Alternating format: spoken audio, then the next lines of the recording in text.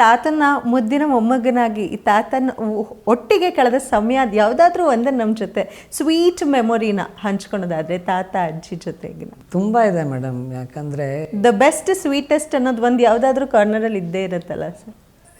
ಒಂದು ಫೋಟೋ ಇದೆ, ನಮ್ಮ ತಾತ ಕಾಡಿಂದ ಬಂದಿದ್ದು. ಐ ಥಿಂಕ್ November 14th ಅನಿಸುತ್ತೆ ಡೇಟ್, ಅದು 16th ಇರ್ಬೇಕು, ಸಾರಿ. ಆವತ್ತು ಸಾಯಂಕಾಲ ಎಲ್ಲ ಆ ಡಿಸ್ಕಷನ್ ರೂಮಲ್ಲೇ ಕೂತಿದ್ವಿ. ನಮ್ಮ ತಾತ ಕೂತಿದ್ದಾರೆ ಸೋಫಾ ಮೇಲೆ, ನಾನು ಪಕ್ಕದಲ್ಲಿ ಕೂತಿದ್ದೀನಿ. ನಾನು ಹಿಂಗೆ ನೋಡ್ತಾ ಇದ್ದೀನಿ ನಮ್ಮ ತಾತನ ತಿರುಗಿ. ಅವರು ತಿರುಗಿ ನೋಡಿಬಿಟ್ಟು ನನ್ನ ಹಿಂಗೆ ಇಟ್ಕೊಂಡು, ಆ ಟೈಮಿಗೆ ಯಾರೋ ಫೋಟೋ ತೆಗ್ದಾರೆ, ಅದು ಥ್ಯಾಂಕ್ಸ್, ನನಗೆ ನೆನಪಿಲ್ಲ ಯಾರು ತೆಗ್ದಾರೆ. ಆ ಫೋಟೋ ನನ್ನ ಹತ್ರ ಇದೆ. Probably one of the sweetest moments. ಅವ್ರ ಜೊತೆ ಸಾಕಷ್ಟು ಕಳೆದ್ರೆ ಎಲ್ಲ ಮೂಮೆಂಟು ತುಂಬ. ಆ ಫೋಟೋ ನೋಡಿದಾಗೆಲ್ಲ ನನಗೆ ಏನೋ ಖುಷಿ ಆಗುತ್ತೆ. ಅದು ಆವತ್ತಿನ ಸಂದರ್ಭ ಆಗಿತ್ತು. 108 ದಿನ ಕಳೆದು ಮನೆಗೆ ಬಂದಿದ್ದು, ಅದು ಮಿಕ್ಸ್ಡ್ ಇಮೋಷನ್ಸ್. ಖುಷಿ ಇತ್ತು. ಎಲ್ಲರೂ ಯಾಕಷ್ಟು ಹತ್ತಿದ್ದೀವಿ ಅಂತ ಗೊತ್ತಿಲ್ಲ, ಅಷ್ಟು ಹತ್ತಿದ್ದೀವಿ ಅವತ್ತು.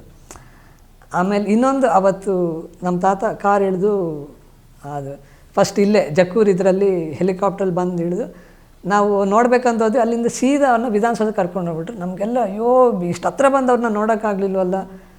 ತಾತನ ಮನೆ ಎಂಟ್ರೆನ್ಸಲ್ಲಿ 5 ಮೆಟ್ಲಿತ್ತು. ಆ 5 ಮೆಟ್ಲು ಫುಲ್ಲು ನಾವು ಕುತ್ಕೊಂಡ್ಬಿಟ್ಟಿದ್ವಿ ಫ್ಯಾಮಿಲಿ. ಇಲ್ಲಿಂದ ಫಸ್ಟ್ ನಮ್ಮನ್ನೇ ನೋಡ್ಬೇಕು, ಇನ್ನು ಮತ್ತೆ ಒಳಗಡೆ ಬಿಟ್ಟರೆ ಯಾರಾದರೂ ಬರ್ತಾರೆ, ನಾವು ನೋಡೋಕ್ಕಾಗಲ್ಲ ಅಂತ. ನಮ್ಮ ತಾತ ಒಂಥರ, ಇದು ಡ್ರಾಮ್ಯಾಟಿಕ್ ಅನ್ನಿಸ್ಬೋದು ನಿಮಗೆ, ಬಟ್ ಇದು ನಿಜವಾಗ್ಲೂ ನಡೆದಿದ್ದು. ನಾವು ಕೂತಿದ್ದೀವಿ, ನಮ್ಮ ತಾತ ಕಾರ್ ಬಂತು, ಇಳಿದ್ರು. ನಮ್ಮಮ್ಮ ಆರತಿ ತಟ್ಟೆ ತೊಗೊಂಡ್ರು. ಅವ್ರ ಕಣ್ಣು ತುಂಬ ಕಣ್ಣೀರು. ಅವ್ರನ್ನ ನೋಡಿ ನಮಗೆಲ್ಲ, ನಮ್ಮ ತಾತನೂ ನೋಡಿ ಅದನ್ನು ಹತ್ಬಿಟ್ರು. ಅವರು ಆರತಿ ಮಾಡಿದ್ದು. ಇದು ಏನೋ ಒಂದು ಸಿನಿಮಾ ಸೀನ್ ಥರ ನಾನು ಹೇಳ್ತಾ ಇದ್ದೀನಿ, ಬಟ್ ನಿಜವಾಗ್ಲೂ ನಡೆದಿದ್ದು. ಆ ಮೂಮೆಂಟ್ನ ನನ್ನ ಲೈಫಲ್ಲಿ ನಾನು ಯಾವತ್ತೂ ನಾನು ಮರೆಯೋದಿಲ್ಲ. Power star Puneeth Rajkumar sir ಒಟ್ಟಿಗೆ ಒಂದು ಬ್ಯೂಟಿಫುಲ್ ಪಿಕ್ಚರ್ನ ನಾನು ನೋಡಿದೆ, ನಮ್ಮ ಹಿಂದೆನೇ ಇದೆ. ಸೊ ಅವ್ರ ಬಗ್ಗೆ ನೀವೇನಾದರೂ? ಅವ್ರ ಬಗ್ಗೆ ನಾನು ಸಾಕಷ್ಟು ಸಂದರ್ಭಗಳಲ್ಲಿ ತುಂಬ ಹೇಳಿದ್ದೀನಿ. ಮೊನ್ನೆ ನಾನು ನೆನೆಸ್ಕೊಂಡೆ, ಇದನ್ನು ನಾನು ಎಲ್ಲೂ ಹೇಳಲೇಬೇಕು ಅಂತ. ಥ್ಯಾಂಕ್ಫುಲಿ ನನಗೆ ಇವತ್ತು ನೆನಪಾಯ್ತು. ನಾನು ನನಗೆ ಪ್ರಾಬಬ್ಲಿ ಅಬೌಟ್ 7 ವರ್ಷನೋ 8 ವರ್ಷ ವಯಸ್ಸು. ಅಶೋಕ್ ಹೋಟ್ಲಲ್ಲಿ ಸಮ್ಮರ್ ಹಾಲಿಡೇಸ್ ನಾನು ಸ್ವಿಮ್ಮಿಂಗ್ ಕೋಚಿಂಗ್ ಹಾಕಿದರು. ನನಗೆ ಅದು ಯಾಕೋ ಗೊತ್ತಿಲ್ಲ, ವಿಪರೀತ ಭಯ ಅಂದರೆ ಭಯ.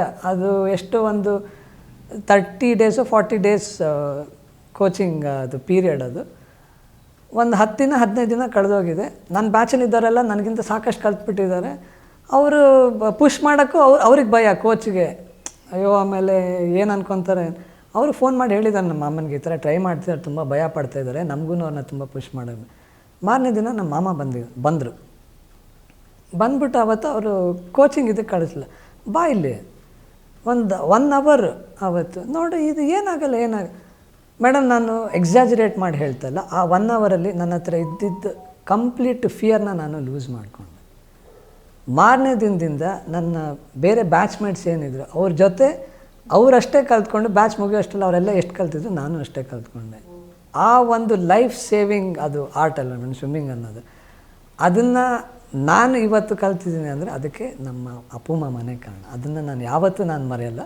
ಆ್ಯಂಡ್ ಥ್ಯಾಂಕ್ಸ್, ನೀವು ಇವತ್ತು ಅದನ್ನು ಹಂಚ್ಕೊಳ್ಳೋ ಒಂದು opportunity. Thank you so much. ನಮ್ಮ ಗ್ಯಾರಂಟಿ ವಾಹಿನಿಯಲ್ಲಿ ಇದನ್ನು ನೀವು ನಮಗೆ ಹಂಚ್ಕೊಂಡ್ರಿ. Thank you.